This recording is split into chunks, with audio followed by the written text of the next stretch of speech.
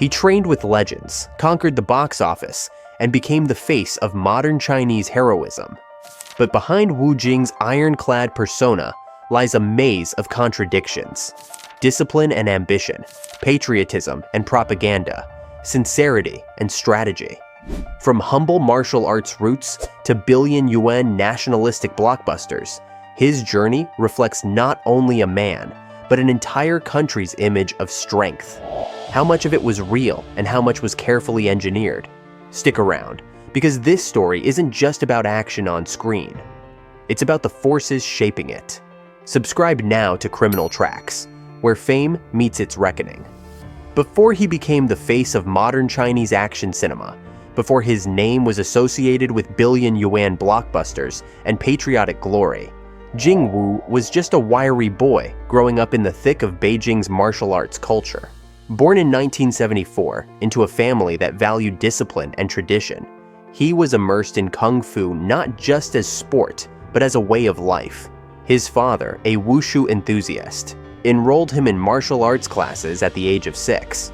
But this wasn't just after-school practice, it was a full immersion. He later joined the prestigious Beijing Wushu Team, the same team that produced Jet Li, and was trained by the same legendary coaches. This was no coincidence. The path Jing Wu walked was already paved by legends, but it was up to him to carve out his own legacy. In the fiercely competitive world of Chinese martial arts, Wu quickly rose through the ranks, winning numerous national championships throughout the 1980s and early 1990s. Yet unlike many of his peers, he wasn't content with just being a wushu champion. He had something else in mind: the screen. It wasn't a surprising ambition. At that time, martial arts stars like Jet Li and Jackie Chan were dominating not just Chinese cinema, but breaking into Hollywood. Wu Jing wanted to do the same, not by copying them, but by fusing traditional martial skill with a deeper, more dramatic sensibility. His first break came in 1995 when he was cast in the TV series Tai Chi Master, produced by famed Hong Kong director Tsui Hark. The show and Wu's performance won praise, and it was clear to producers that he had more than just combat skills. He had charisma. His on-screen presence felt sharp, disciplined, but human. Audiences noticed, directors noticed, and yet his career moved in small, deliberate steps. He wasn't an overnight success. Throughout the late 1990s and early 2000s, Wu appeared in a string of modestly successful action films. These included Tai Chi Boxer and Fatal Contact, movies that showcased his martial arts brilliance but rarely gave him dramatic range. There was also a perception problem.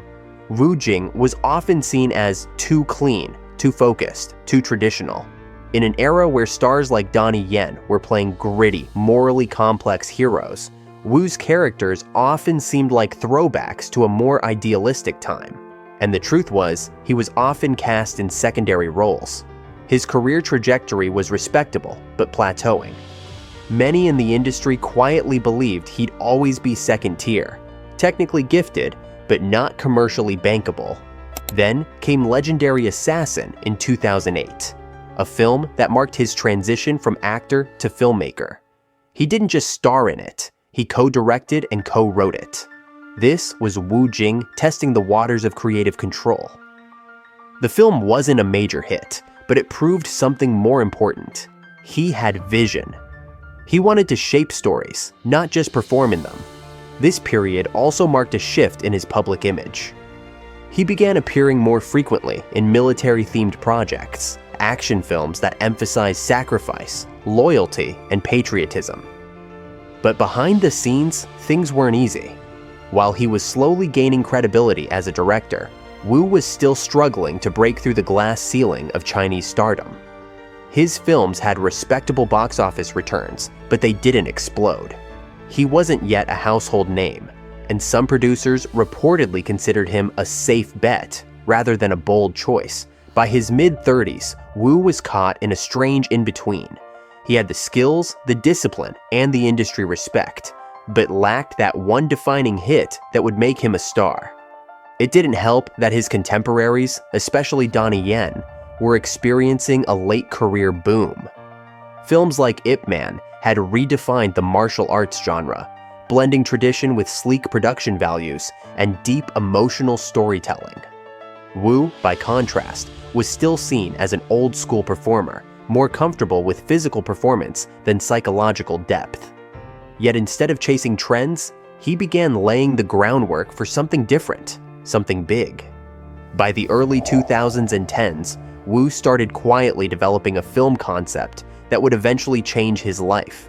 It was called Wolf Warrior.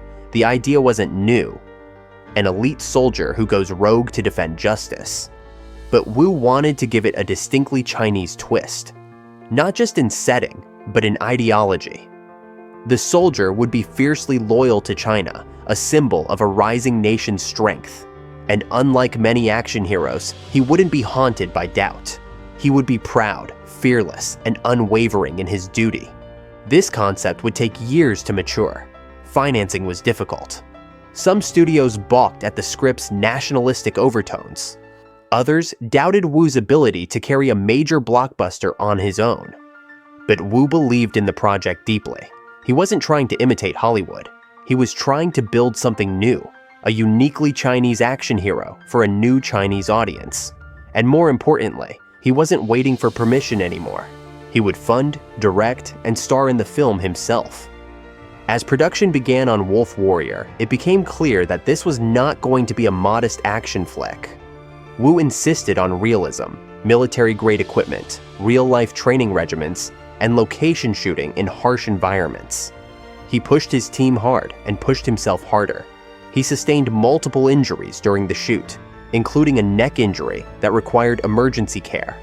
But he kept going, driven not just by ambition, but by a sense of mission. When Wolf Warrior finally hit theaters in 2015, the results were staggering. Though critics were divided, audiences embraced it with enthusiasm. The film was patriotic, intense, and unapologetically bold. It grossed over 500 million yuan, respectable, but not yet historic. Still, it marked a clear shift in Wu's career. He was no longer just a martial artist or an action star. He was a filmmaker with a clear voice, and a daring one at that. The success of Wolf Warrior set the stage for something even bigger. Wu had finally stepped out of the shadow of his mentors and peers. But what came next would not only define his career, it would spark a nationwide phenomenon and a firestorm of controversy. The release of Wolf Warrior was only the beginning. Wu Jing had tested the waters and found an audience hungry for stories of strength, loyalty, and national pride. But he wasn't satisfied. Almost immediately, he began working on a sequel, one that would eclipse the first film in every way. This wasn't just about making a better action movie. It was about making a statement. And that statement came in 2017 with Wolf Warrior 2, a film that would shatter records, reshape Chinese cinema, and ignite both admiration and outrage in equal measure. Wolf Warrior 2 was an unrelenting spectacle, bigger in scale, sharper in production, and emotionally charged with themes of Chinese heroism abroad. The film followed Wu Jing's character, Leng Feng, as he traveled to war-torn Africa to rescue Chinese citizens and combat foreign mercenaries. The message was clear. China was no longer just protecting its borders. It was now a global force with heroes who would stand tall on any continent.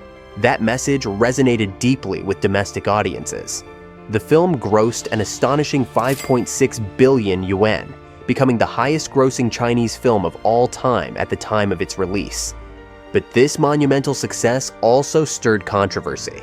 Critics inside and outside China accused the film of being overtly nationalistic, even jingoistic. The term Wolf Warrior diplomacy was coined in response to the film's tone, referring to the aggressive confrontational style of Chinese diplomacy that mirrored the defiant posture of Wu's fictional hero. Suddenly, Wu Jing wasn't just an actor or director, he was a symbol. And symbols are always up for interpretation.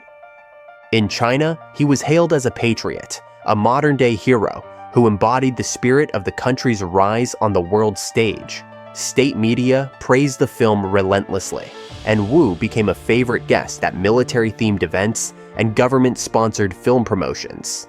His image was everywhere, stoic, muscular, and always draped in the red and gold colors of the Chinese flag. But outside China, the film was met with skepticism.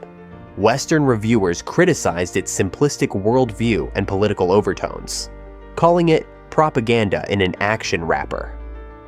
Wu Jing mostly remained silent on these criticisms, choosing instead to focus on his work, but his silence didn't go unnoticed. In 2020, a new wave of controversy erupted, as Chinese netizens grew increasingly aware of various domestic scandals. From government censorship to mishandled social issues, they began demanding that their public figures take a stand. Wu Jing, often portrayed as the ultimate patriot, was suddenly accused of selective silence. He hadn't commented on any of the issues gripping the country, and for some fans, that was enough to question his sincerity. Hashtags began trending, questioning whether Wu's loyalty to the country was just a performance. Was he truly patriotic, or only when it was profitable? The backlash was swift. Fans who once praised him for his bravery now accused him of hypocrisy. The online space became a battleground, with supporters defending his right to remain apolitical, and critics arguing that he owed the public more than silence. Compounding the issue were revelations about Wu's production company, Beijing Dengfeng International.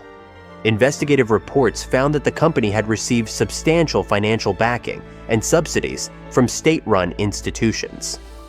While receiving government support isn't uncommon in China's film industry, the scale of support in Wu's case raised eyebrows. Was his meteoric rise purely the result of talent and hard work, or had it been quietly engineered from behind the scenes? These revelations triggered deeper questions. Had Wolf Warrior 2 been embraced because it struck a cultural chord? Or because it had been carefully positioned by a state eager to promote a certain type of cinema? Wu never directly addressed the funding issue, but industry insiders began whispering that his success was state-aligned, not organic. For an audience increasingly wary of inauthenticity, this was a damaging narrative. Despite these accusations, Wu Jing continued to work. He starred in and co-produced The Wandering Earth, 2019, China's first large-scale sci-fi blockbuster, which again proved wildly successful. The film was less political than Wolf Warrior, but the patriotic undertones remained.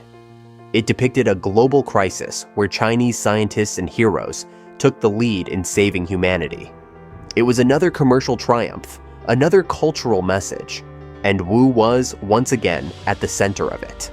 The controversies, however, didn't disappear. With each public appearance, each new role, Wu Jing seemed to solidify a carefully curated persona. The humble soldier, the loyal son of China, the action hero who never breaks character. But cracks began to show.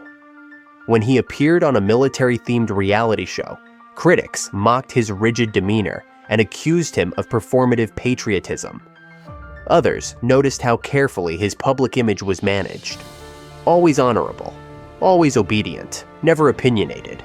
And yet, Wu Jing's appeal persisted. For many, especially older generations and rural audiences, he represented something refreshing in a chaotic entertainment industry. He didn't chase Western fame. He didn't scandalize the tabloids. He didn't fall into the celebrity trap of fast money and flashy lifestyles. In an era of influencers and online drama, Wu was seen as disciplined, principled, and above all, loyal. That image, crafted or not, resonated. Still, the duality of his career became harder to ignore. On one side, Wu Jing was a creative force, a man who built high-octane films from scratch, did his own stunts, and redefined what a Chinese blockbuster could look like. On the other, he was increasingly viewed as a propaganda vessel, a performer whose scripts aligned too neatly with national narratives. The more successful he became, the more this tension grew. Meanwhile, in the film industry, Wu was setting a new precedent. He proved that a homegrown film could crush foreign competition at the box office. Wolf Warrior 2 had outperformed Fast and Furious, Transformers, and even Avengers in China. Hollywood took notice, and the Chinese government saw a blueprint: big-budget films driven by patriotism, led by stars who wouldn't challenge authority. Wu Jing had, intentionally or not, helped forge a new genre: the nationalist blockbuster. And yet, as his influence grew, so did the whispers. Directors who once admired his grit began privately questioning his scripts. Was every story going to be about a heroic soldier saving the day? Would every villain be foreign, every victory symbolic? Some feared that creativity was being sacrificed for ideology. Others quietly admitted that working with Wu meant working within tight ideological lines. Even so, his star refused to dim.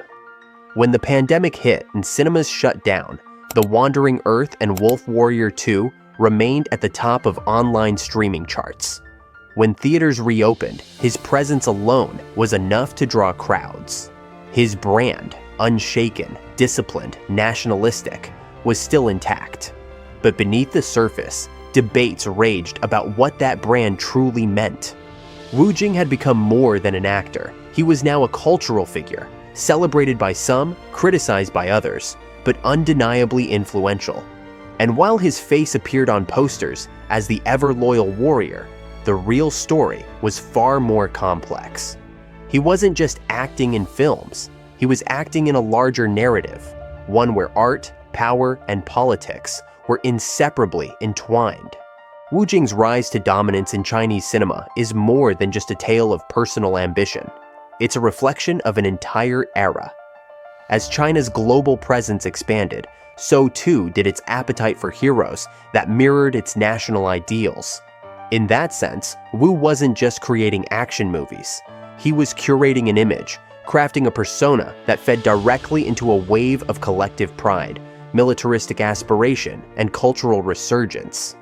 But the deeper his persona embedded itself into the national psyche, the more difficult it became to separate the man from the myth. Was Wu Jing still an actor? Or had he become a symbol, willingly or not, of something much larger? This question lingered as his projects continued to climb in both scale and significance. With the battle at Lake Changjin, 2021, Wu solidified his role not only as a consistent box office draw, but also as a reliable mouthpiece for state-sanctioned storytelling. The film, set during the Korean War and co-directed with support from China's propaganda department, portrayed Chinese troops in the harshest of conditions heroically repelling American forces. It became one of the highest-grossing films in Chinese history. And once again, Wu was at the center, suffering, leading, sacrificing, victorious.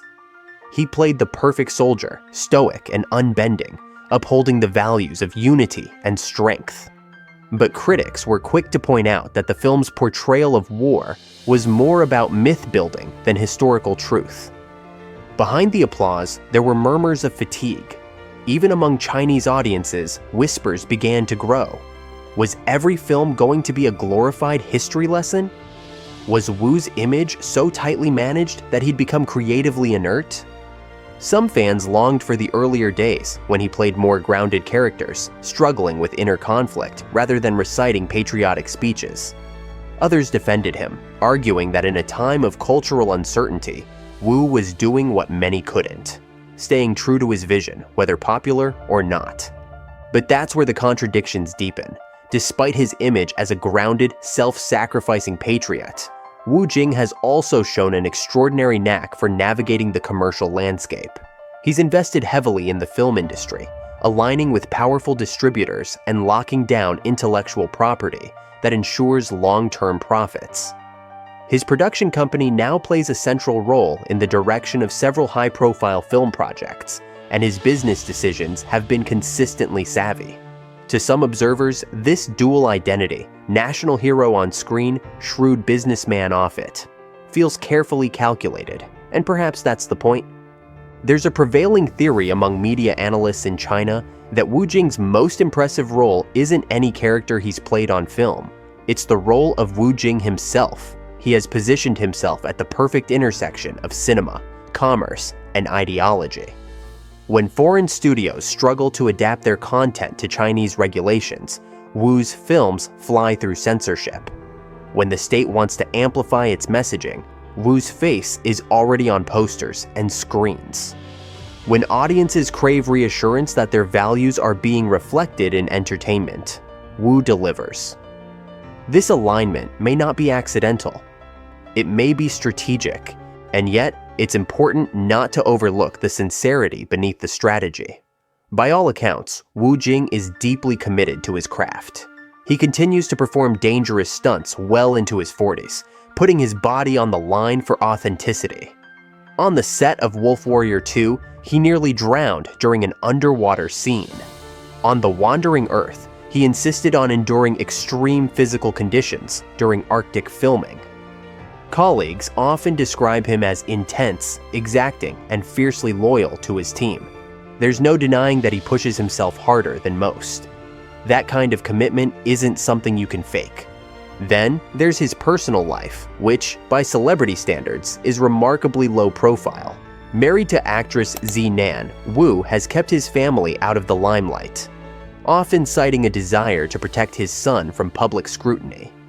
He has also spoken publicly about his late father's influence, crediting him for instilling a sense of discipline and sacrifice. These glimpses behind the curtain suggest that Wu's patriotic persona may not be entirely a performance. Perhaps it's rooted in values he genuinely holds dear. Values shaped by upbringing, molded by hardship, and amplified by the stage he now commands. Still, the scrutiny never fades. In recent years, Wu has been accused of monopolizing screen space, of being overused by the state and overexposed to the audience. Some directors have quietly distanced themselves from him, preferring actors with less political baggage.